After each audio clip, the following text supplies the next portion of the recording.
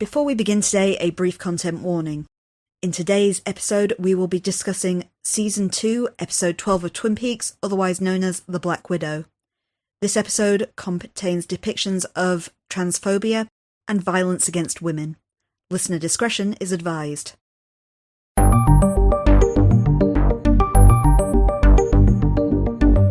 Hello and welcome to Things Are Getting Strange, Twin Peaks Rewatch podcast. I'm Nick. And I'm Kim.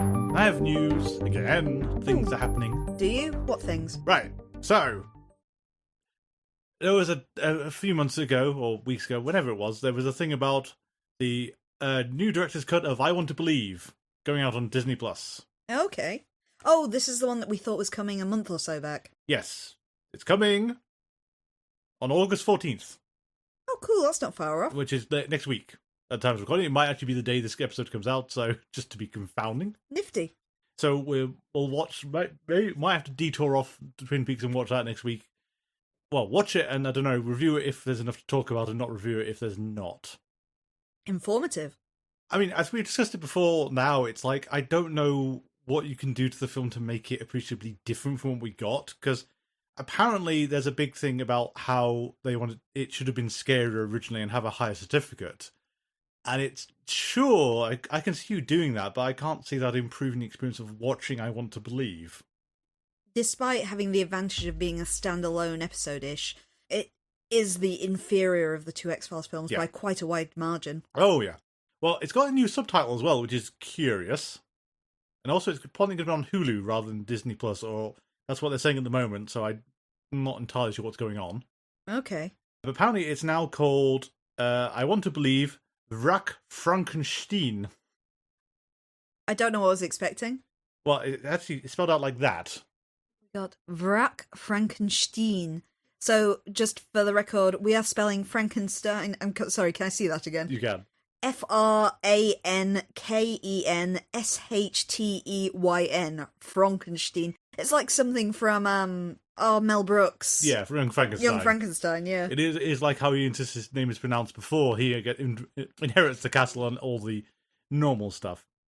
But yeah, apparently there is a new trailer for it, which I haven't actually looked at because we'll see what happens. But apparently there's something about the dark creations, including the two-headed dog that attacks Mulder. So it sounds like there's something else in there, but it's still, you don't expect them to cut back effect shots like that. So we did mention, though, previously, in the early releases, there was some still photography of what looked like a werewolf. Yeah, so it might be coming back in. Mm. I've never liked that film, to be honest. I know there was a reappraisal a few years back, and rewatching it didn't help any. It's I think when we watched it last time, the peril of that first attack at the very opening of the film when that woman gets abducted doesn't make a lot of sense. Or the ultimate reason why they're attacking her didn't make any sense either. Is that the one who's attacked in her garage? Yeah, it's because they want her body for some reason, and I think the revelation of that was kind of like, wait, that's what you were doing? Did you not think about doing this in a less destructive way? But apparently not. I still trying to make a character as abhorrent as Billy Connolly's character likable is its big failing. Yes. Because there was no way you could empathise with him at all. No, and also, I think even if it was a regular episode of The X-Files, it's like the central premise isn't actually that engaging. No. Because, I mean, one thing, and that I've always complained about The X-Files in many episodes, is that thing where the sting doesn't actually match the rest of the episode. Because it seems like, is it Medusa, the one in the New York Underground? Yeah, that's Medusa. And how that presents the episode has absolutely no bearing with how it ends. Because how the Medusa works is just completely different. Yeah. But I think for I Want to Believe, I'd actually like that, given that the sting at the start is so prosaic, because it's just two men who have vaguely Russian accents who are attacking this woman in her garage. Saying, and this needs Fox Mulder, why? Aside from the Billy Connolly bit, which I know is the actual operative bit, but still. I don't know. We'll give it a benefit of the doubt. I mean, we're curious enough that he's actually going to try this, but I don't know how you salvage I Want to Believe, and I'm curious if you can, but I don't think cutting it down to be less than R-rated would help.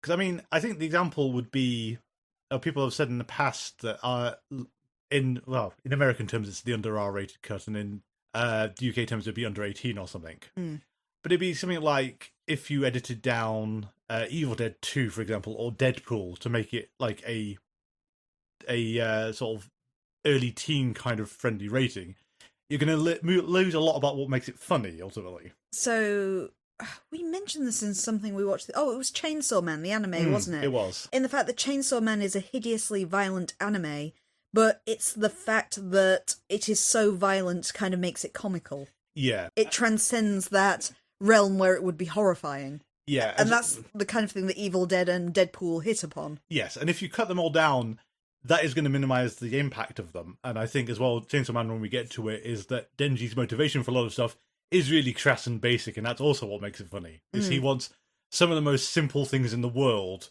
and he's never going to get them because that's part of the fun as well. Yeah. And it's that I can see that for something like that, but I think even I'm sure there are horror movies where people have complained it's been cut down too low. The one thing, unfortunately, what keeps coming back to mind is Borderlands, which was apparently they're blaming that on the reduced certificate, and I think Borderlands, I don't think you could have saved that even if you'd had all the swearing and blood in it. It's tricky with horror movies because all horror movie aficionados like myself would argue that a horror movie doesn't need to be gory. Exactly. To be effective. Yeah. But then on the other end of the scales, you get people who like the, I'm trying to think if it's League of Gentlemen or The Fast Show in the UK.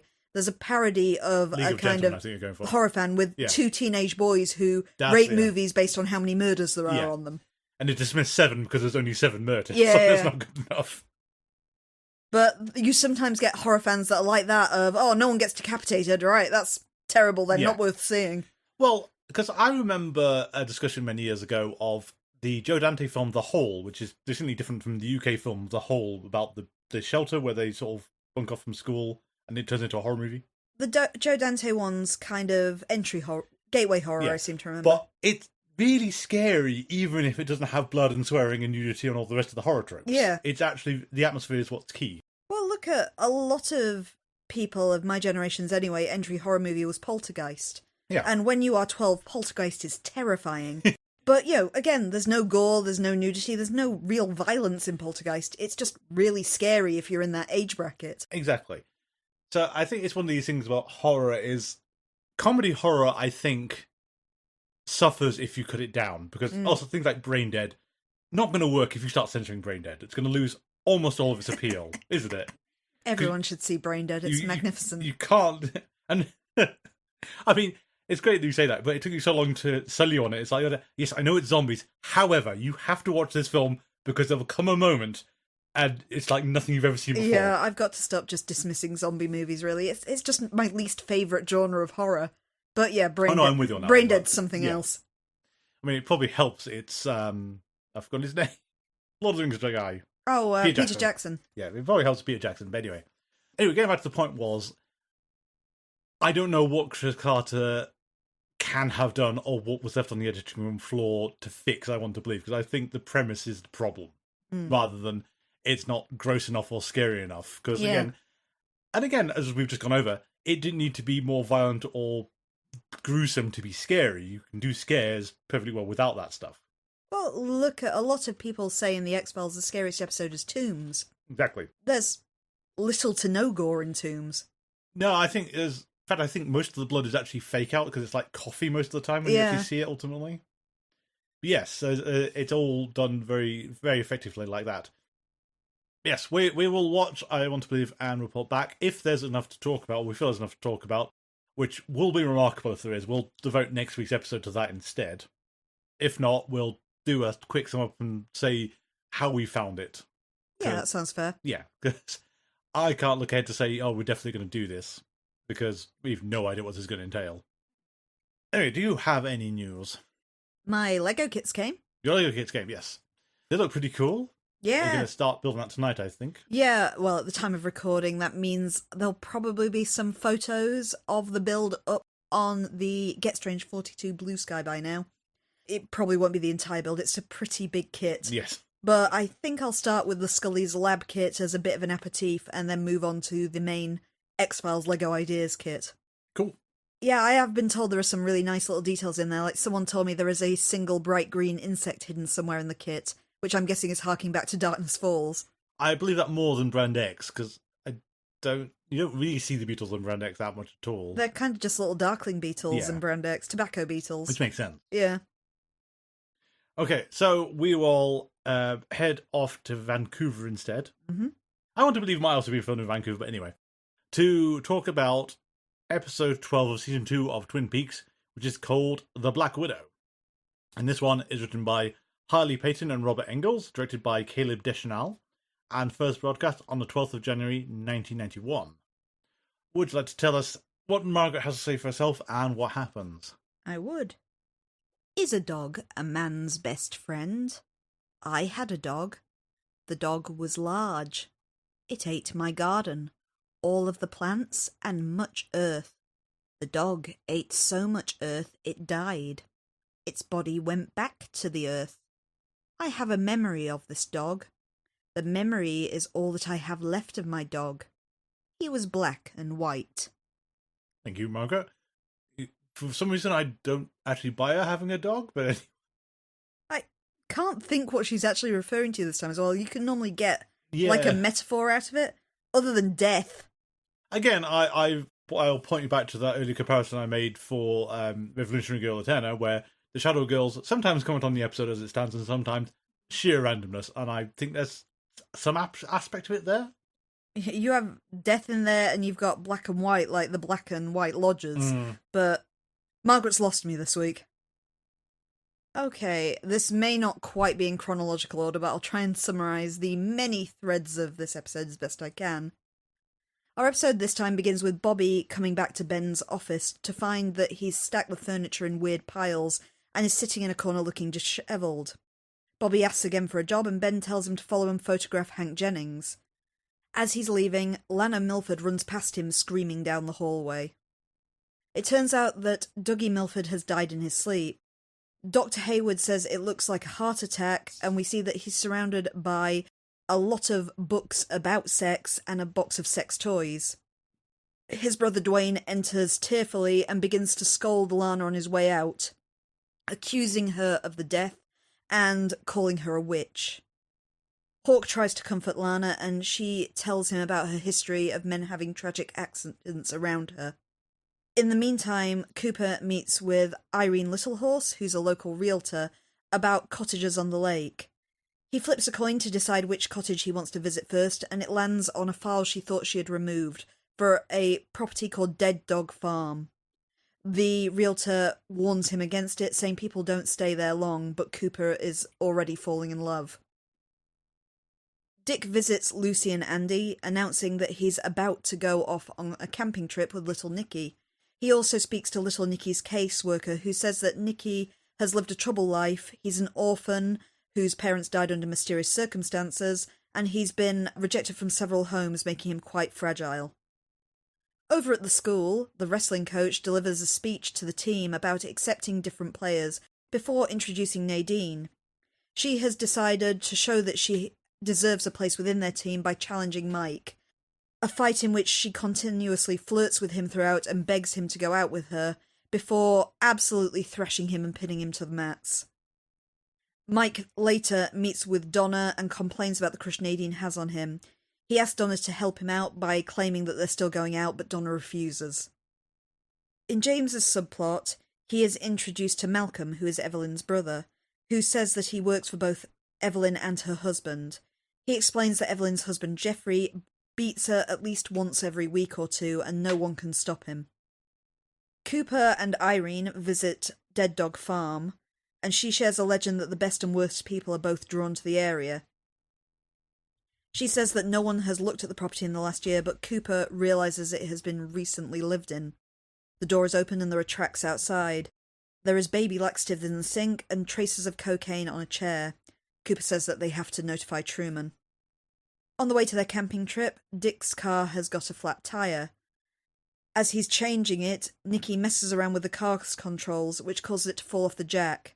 Nicky panics, thinking that Dick is hurt, and runs to hug him, begging him not to die. Sheriff Truman introduces Cooper to Colonel O'Reilly, who is heading up the investigation on Major Briggs's disappearance. They discuss the owl, which was seen and heard before the disappearance, and Riley explains that the message that Briggs delivered did not originate in deep space, but instead in the nearby woods. No one is sure where the message was sent from, and he says that Major Biggs's disappearance has implications for national security. In the James subplot, he is repairing the Jaguar when Evelyn joins him in the car. James asks if she is afraid of her husband and kisses her, but at this point Jeffrey arrives home.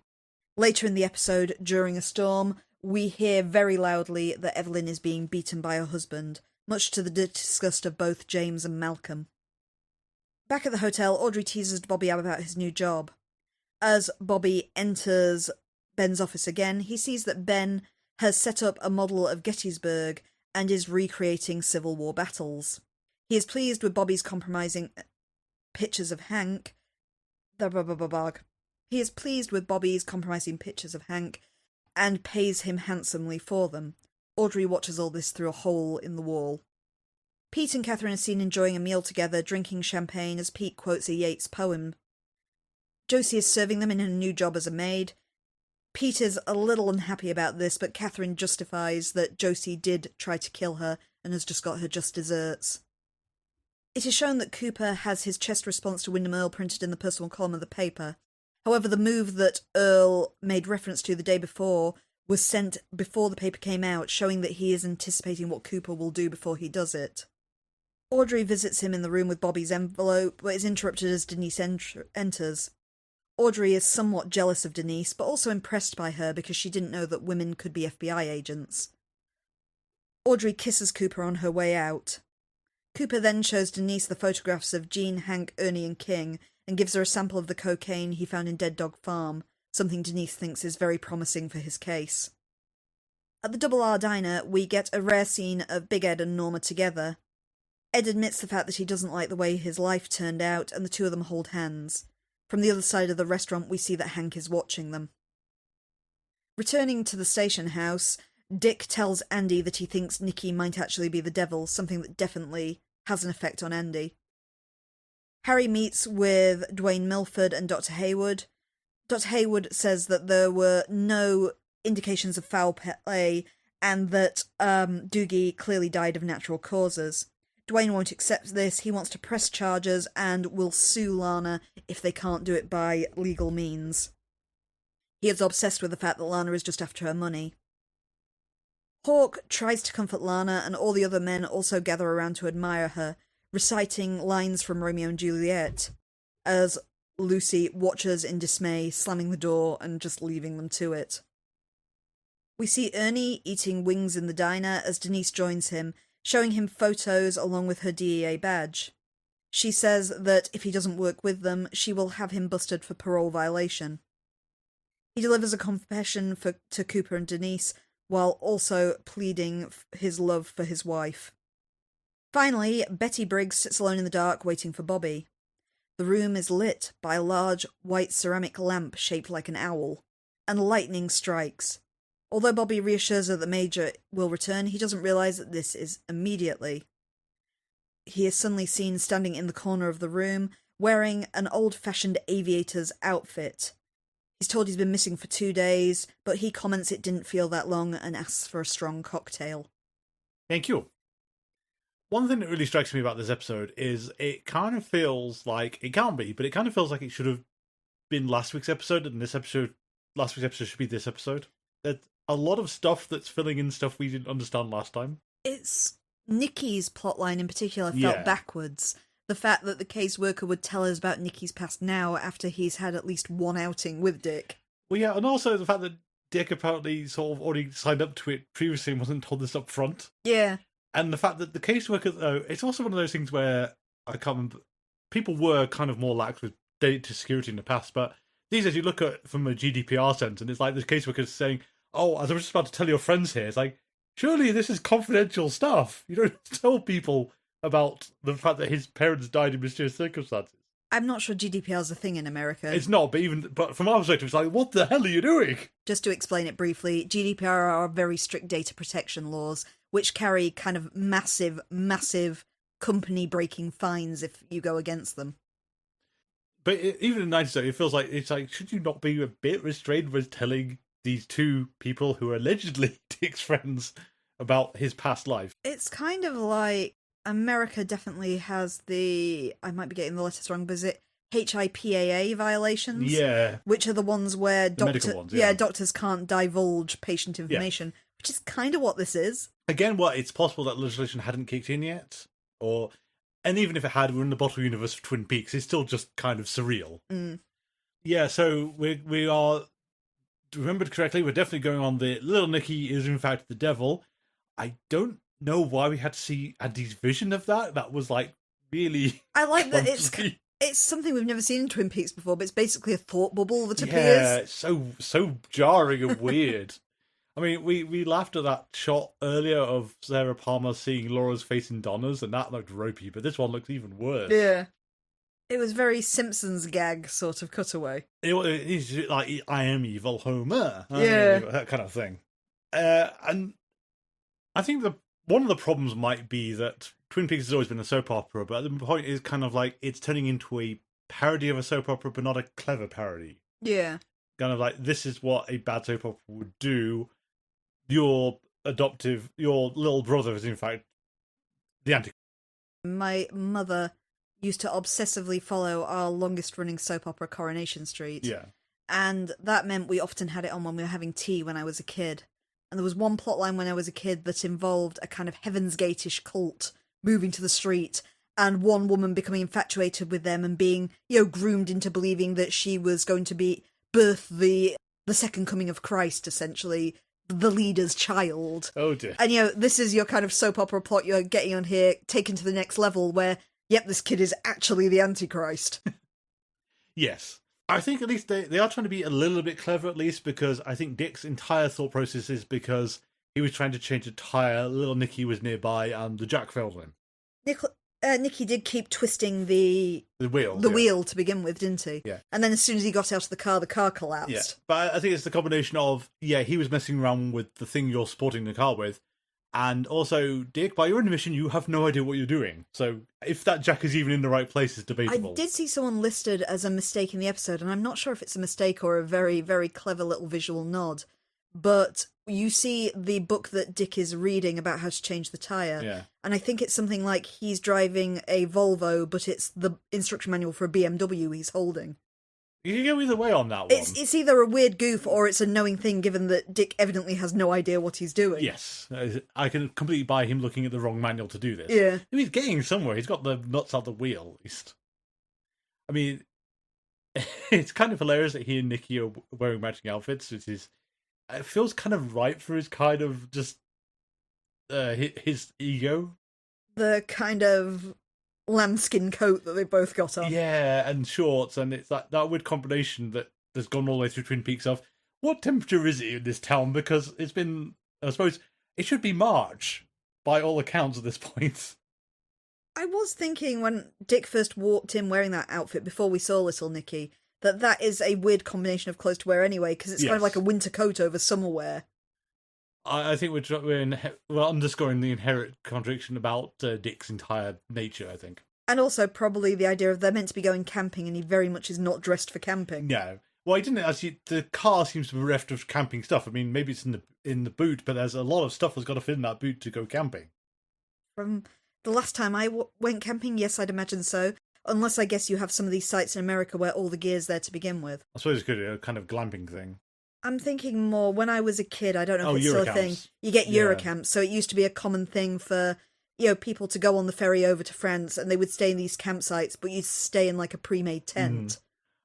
I can imagine rural America, though, is going to be very much you're meant to rough it yourself. Bring your own.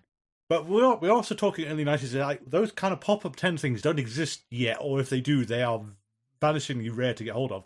We are talking old school, you have all the poles and you just somehow get everything to slot together in the right place and throw the canvas over the top of it and everything. Yeah, I remember going camping a few times as a Girl Guide. I did not stick Girl Guides very long, but putting those old tents up takes way longer and more work than you think it's going to. And also, this might be a thing showing our age, the old gotcha I don't think you get anymore is you can't touch the outer layer of the tent. No. Because if you do, water will come right through it. Yeah, you can't touch that. It's like a protective kind of canopy over it. Yeah, it's such a weird design problem, isn't it? Yeah. That if you touch this, in any capacity, water comes in. But if you don't, you're fine. Yeah. So, yeah, all the little Nicky stuff I feel should have been last episode or a few back. And also, especially how Cooper's respond to Windmill's chest things, was there really no way to establish that last time? Yeah. And Cooper's one I can't explain. The little Nicky stuff I can see being that if Lucy wasn't available, which she didn't seem to be available last episode, that's why it's been shunted off. Yeah, true. It should have still been done early, and I don't know why you've done it like that. And I don't know, the camaraderie between Dick and Andy is also kind of weird. I quite like it. It's cute, but at the same time, it's like, what? Unless Dick's leading Andy into a trap, I don't understand why it's happening. Anyway, we could talk about the Major, because I think the Major is interesting, and I'm very curious if they're actually going to follow up on what they've given us.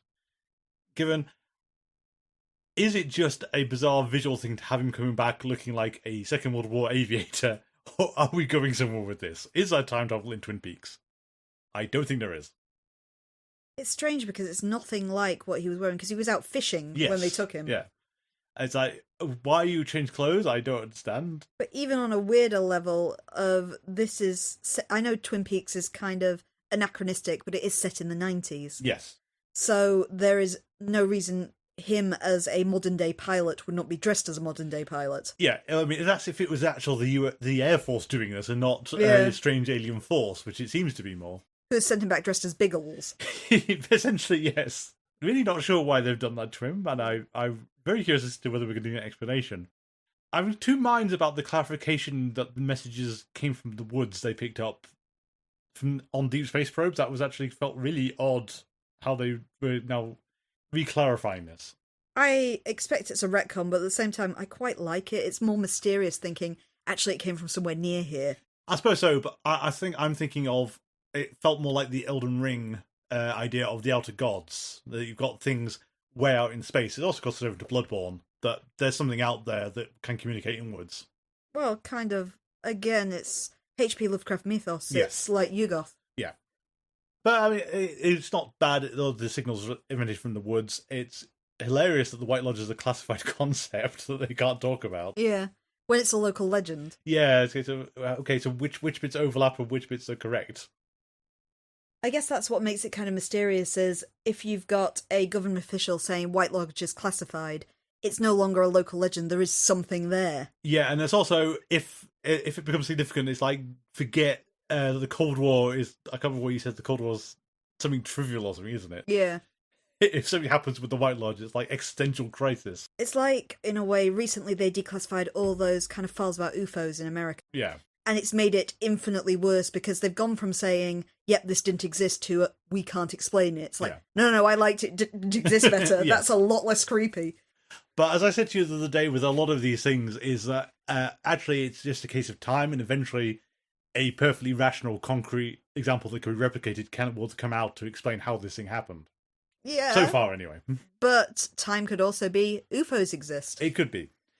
I mean, I think there's a line from Scully in the first episode of The X-Files about why it's unlikely, unless they've broken physics. I would like to quote Sherlock Holmes. Yeah, I know. To that, I would then quote Dirk Gently.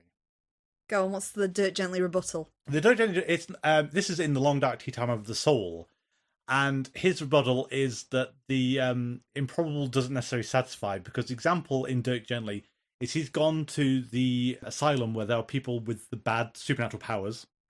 Because the guy who's saying everything that Dustin Hoffman's saying. Okay. There's the woman who's quoting yesterday's stock market prices. Right, I get it. And his comment was, why would they fake this? Because this is useless to them. So it's an impossible thing. Because improbable doesn't cover their abilities. Yeah. They're not useful for anything.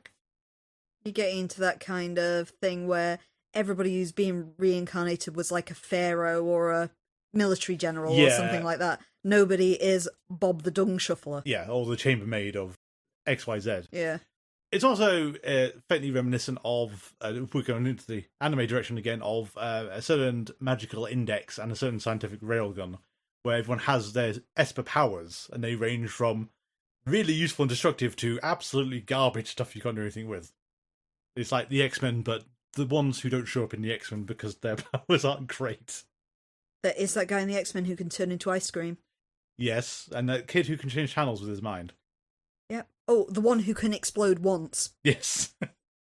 most people have that ability. I think that's an interesting difference in the X-Files is that the government knows about this existential crisis, but there's a government conspiracy angle here, but it's not focused on in the same way. It's kind of in the background of, if this heats up, we're doomed. Yeah. They know what it is and they know how it works, and they don't want anything to happen to it. Which is kind of scary. It is kind of scary, and I would love them to pay more attention to it, but I don't think we're going to. I think we get sidetracked again. Well, of course you can't pay attention to that when James has a subplot. Oh, we're going to talk about James, aren't we? Our ongoing telenovela plot. Oh my god. I think the real problem is just that he's out on his own. If he had one or two other members of the cast, or he had a Twin Peaks link to why he's there, if he's investigating something, it would help an awful lot. As it is, it's just, I don't know why we've even done that to him. It's like, are we just going for, he's a loner, so we'll just cut him off from everyone else for a bit? I have It's no so idea. odd. I can say that based on the dwindling watch parties I've seen on Reddit, the James subplot is universally hated by everyone. Oh, God. And we commented last time, it's even hated by Mark Frost, to be honest. And James himself. Yeah. Presumably it's that thing of, I can't remember who said this in the context, but it's like, if you keep spoofing something, eventually you become the thing you're spoofing. It's inevitability in when you do these things. Is this like a sitcom version of Gazing into the Abyss? Basically, yeah. It's wound up to the point, though, where they're just doing a plot. They're not doing anything with a soap opera plotline, they're just replicating it. They've sort of failed at this point. And it's just not interesting. I mean, we've got two new characters. We've got the husband has shown up, though we're not allowed to see him properly. And we've got Evelyn's brother, who just wanders into scenes almost without prompting. Who leaves the door open. But also the fact that he's been cognizant that his sister is being regularly beaten by another man for 4 years. Yeah. And just rolls with this, apparently. Well, I would say also, it's the thing where you want to stop him and say, no, hang on. You're Evelyn's brother, and you've just been hired to be the driver, yet you can't fix the car, which should be your thing, you'd think, and be in charge of the car, where you've got this teen runaway. Something's really off, and James isn't paying any attention to what's wrong with this. I know American schools do have things that we don't, like shop, Yeah. where they do learn basic mechanics, but would that be enough to fix a Jaguar as well? He attributes it to Big Ed, at least, so you can see being raised around Big Ed, you'd get that. But it's a classic. I know, it falls over there. But also, the driver should be doing this. Yeah. Not random kid. Classic cars are a special thing. Not all garages can fix a classic car, Yeah. let alone letting our teenage boy loose on the classic. Yeah, and then we've got the soap opera staging that doesn't make any sense to me, because it's like James overhears Evelyn and husband having some kind of row, or he's attacking her, or whatever's going on. And it's that, okay, in a soap opera you can buy this if you were in the next room, or you were on the floor above, or something like that, or you were just outside the windows. Not in the summer house on the other side of a swimming pool in a thunderstorm. How are you hearing this? If that's genuine, what's happening? Otherwise, it's being faked for some reason. It's being faked. They've set up a loudspeaker system just so you will know about it. Or this is the most violent a person has ever been without killing someone. But also, he's managed to raise his voice to a level that he's not distorting his voice level. It does sound like they're in the next room. Yeah. And then Evelyn's brother just wanders in again. Who are you? Well, I know who you are, but why are you here? Yeah. James, I've said you're an idiot before, but really, come on, man. Something's really off about this whole situation. None of it makes any sense at all. You should be asking more questions. And I know you've become obsessed with Evelyn, and she's seduced you with 3 conversations? She has a husky voice. That she does, and the part where they kiss, though, is like there's so little motivation. It's like there's none of the speech leads up to it. There's no... She's being a bit flirtatious physically, but not enough, I think, to really sort of... Not that you'd sort of misread the cues or something. You'd possibly need something to make it a bit steamy, like him coming out the storm, soaking wet, his clothes clinging to him. Something or to her add doing that. something to add a bit of spice to the scene that kind of preempts into the kiss. Yeah. I mean, the cliche thing would be just her wearing a low-cut top and leaning over quite a bit in his eye line. Yeah. Something. And it's oddly missing. He is just there kind of fulfilling the I'm the plumber come to fix your sink sort of fantasy, though. I'm here to fix your fridge. It's over here and it's so hot. Yeah. Stop. What is this man's mustache? Why is he actually fixing the fridge? That's the one. But oh my god, we'll leave it at that. It's not really worth getting into any more of it, because eventually it will give up. I can't remember how long we have to live with this. We could talk more about Bobby Briggs and how he's a terrible person. We knew that anyway, but he's actually going for Audrey. He's not averse to just ditching Shelley and hooking up with Audrey. I think it's the whole domestic bliss of somebody looking after a dependent. Yeah. Is the fact that Shelley used to be exciting and sexy, and when he was kind of tiptoeing around her violent, dangerous husband, there was an element of excitement. And now she's a caregiver. She's stuck at home. She's looking after somebody who may never get better. Bobby is losing interest. Yep. I think the whole thing with Ben Horne, it feels odd that he's actually given the time of day now. Well, I kind of like, we started seeing Ben Horne unraveling last time. I like the fact that Bobby is such a dimwit, he doesn't seem to notice that Ben Horne is unraveling. Yeah.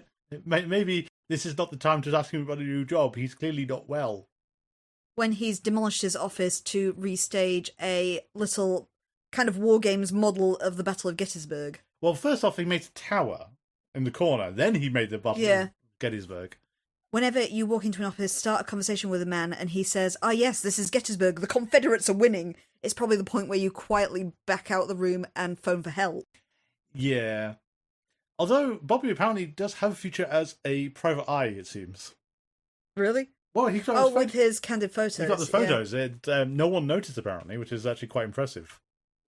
Maybe it's because Hank was too busy watching what Norma's getting up to. Oh, it could be. Let's hang on to Bobby first, though, because I think we've got some more stuff with Bobby.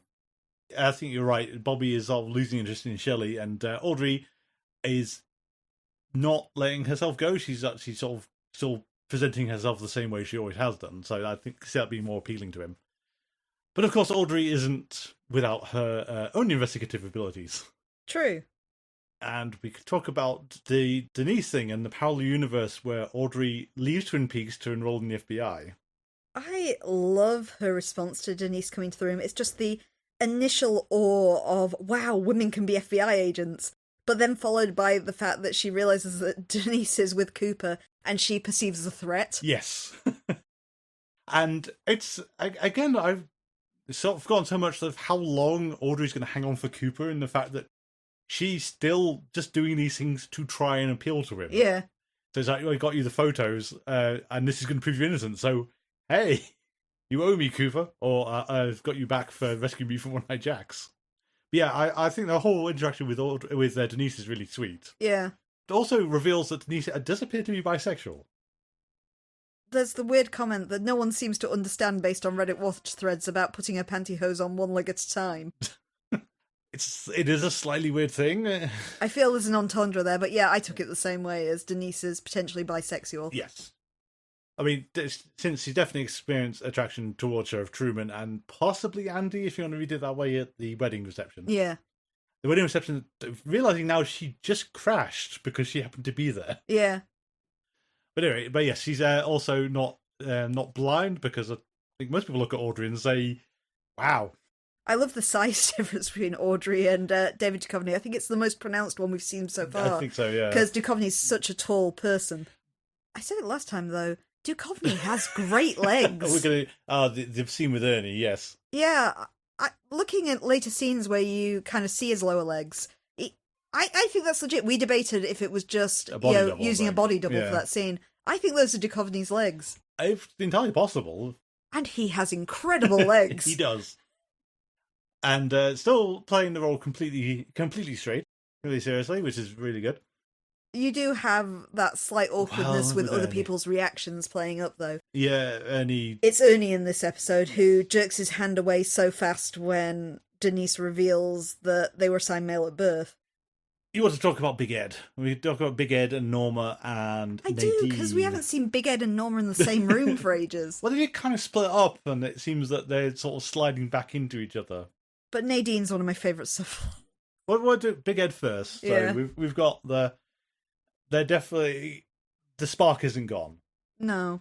It's still there, and they're not being anywhere near as careful enough as they should be, though I suppose it's because they haven't done this for a while, and certainly not with someone who's holding a domino lurking in the background. It's also, holding hands is something fairly innocuous. It's a Yeah. way that most people would comfort somebody who was upset. Yeah. Although, how upset Ed really is the debatable point. He's pretty down there because he's talking about how his life hasn't gone the way he wanted it to and stuff like that. It is a holding someone's hand comfortingly moment. It is. However, they've got their history and her husband is a psychopath. Yes. Who, I wonder as well, was Hank not available for the shooting? Because do you not see his face? That could literally be anyone's hand holding a domino. You've just got the domino to make clear who it is. Yeah. That's all you needed to make the point. But linked into Big Ed, because another part of his life that's definitely not going the way he thought it would be Nadine. Yeah. And I kind of love the intro to the wrestling tryout with the whole, some white guy said this. And if I remembered his name, I'd look. But the coach was kind of a hoot. And the fact he's just going to let Nadine challenge Mike to be on the wrestling team. It's the ridiculousness of this plot, because if it was the other way round, it would be hella creepy, and it should be hella creepy this way round. But I think it's the fact that Mike is so big, he's so powerful, he's got such a reputation for being the strongest wrestler in state or whatever it is, and he's just being beaten up by this kind of middle-aged woman who's about half his height. True, but it's like, I'm not sure how they did some of the effects, given that it does seem to be the actress, like, holding him aloft and spinning him around, so it's got to be a dummy or something like that. Yeah, it's very convincing. It is, that's actually really well done, unlike sometimes I've seen it happen. Like, some of the throws, you can see how they've faked that with the camera cuts, but that bit was kind of the whole, is she actually hoisting up? Yeah. It seems to be. Yeah.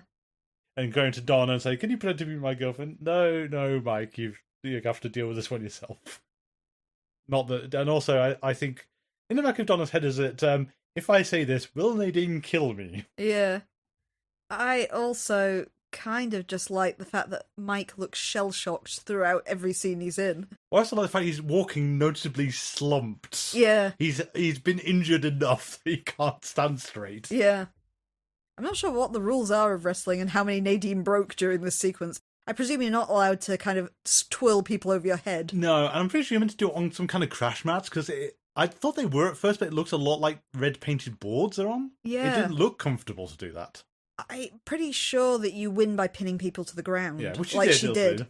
But I don't know, what's considered bad contact in wrestling. No, again, this is a sport we really don't do in the UK. She does grab him by the neck, and I feel that shouldn't be allowed. You know, when she's actually got him in the headlock over things, shall we talk a bit about Cooper's real estate ambition? Yeah. It kind of feels like I absolutely can see where we're coming from with this. At the same time, there's no kind of comment to audience that he's thinking of doing this or that he is doing it, because it's. I understand that Cooper is is now fired from the FBI temporarily, or suspended from the FBI, and we have to extrapolate from that. Okay, so they're not paying his room and board at the Great Northern, so he has to move out. Yeah, that makes sense, and he can go and rent a cottage somewhere in Twin Peaks. But being a dumb soap opera watcher, it's like that's never expressed to us directly. I've inferred all that from what's actually happening in this episode. Yeah, and he's even thinking about renting a place. I've got to admit, because it was a realtor, I kind of assumed he was buying a place. He might be buying it. I don't know. I don't know if realtors rent places too. Like in the UK, it's kind of two different things. Yeah, you can completely buy that. Cooper can just afford to buy a house in Twin Peaks. Although, you kind of want to say again, though, is it just awkward? It's like the realtor says, "Oh, I hadn't realised I'd left that file in the selection of property to show you." It's like, but you were choosing between two, Cooper, when you flipped the coin. And there's a whole bundle of other files that you didn't look at, apparently, including Dead Dog Farm. Mm. And Dead Dog Farm, as I pointed out to you, has so many doors. It's a really weird structure down there. Yeah, it is unusual. I also like that, I know it's the cursed house that has all the local legends about it, but would you call your property Dead Dog Farm? Yeah. And it's like, is that why you're struggling to get anyone to stay there? Is it just because people have given it It's a Skinwalker Ranch sort of name to it, of can we make this sound any less appealing? Yeah, and also though, apparently, whoever the current owner apparently is, even if it is the current owner, is paying no attention to it at all and no upkeep, given it's got burnt curtains and drug deals happening in the living room or kitchen. Mm. I did think as well, and I understand why you're just going to gloss over this, but in terms of actual police procedural stuff, so Cooper goes to Dead Dog Farm and finds the cocaine. He comes back and gives a sample of that to Denise and says, "I bet you'll find out a match to the stuff you found in my car." It's like, or Coop, or you've said I found this sample because you've still got some of the stuff in the car. I was thinking that even on the basis level, when he says, "I'm going to have to call this in for Sheriff Truman," it seems like too much of a coincidence that Cooper would accidentally look round the place where the drug deals are taking place, even though the realtor has insisted that he shouldn't go there. Yeah.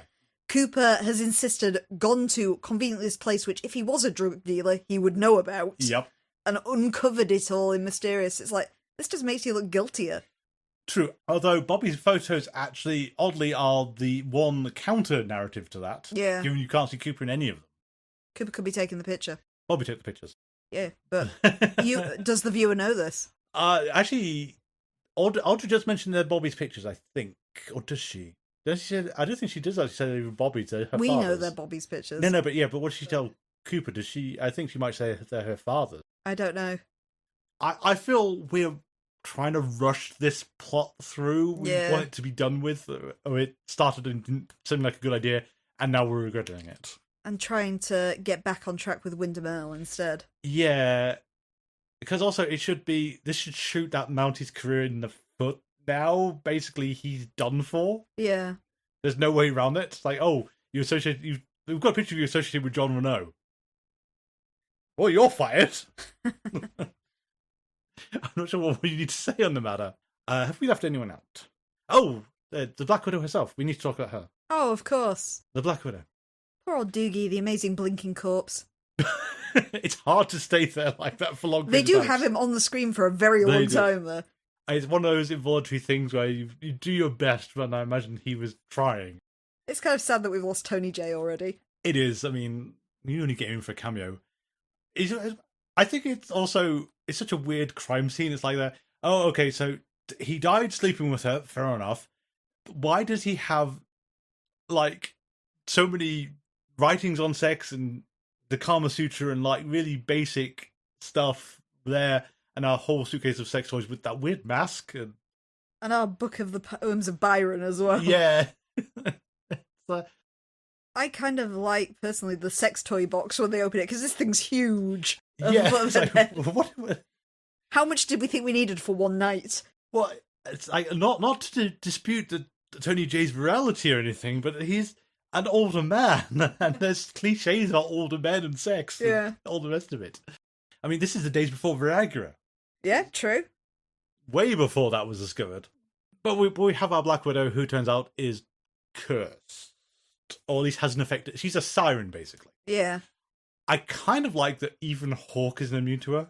Because like when he's trying to be cool and he's leaning against the door and Andy opens it. Yeah. The just comic platform. Even though we know that Hawk has this other relationship as well that we just never see. Yeah, definitely has another relationship somewhere. I've forgotten about her. Yeah, she was only mentioned the once. Yeah, never again. Mm.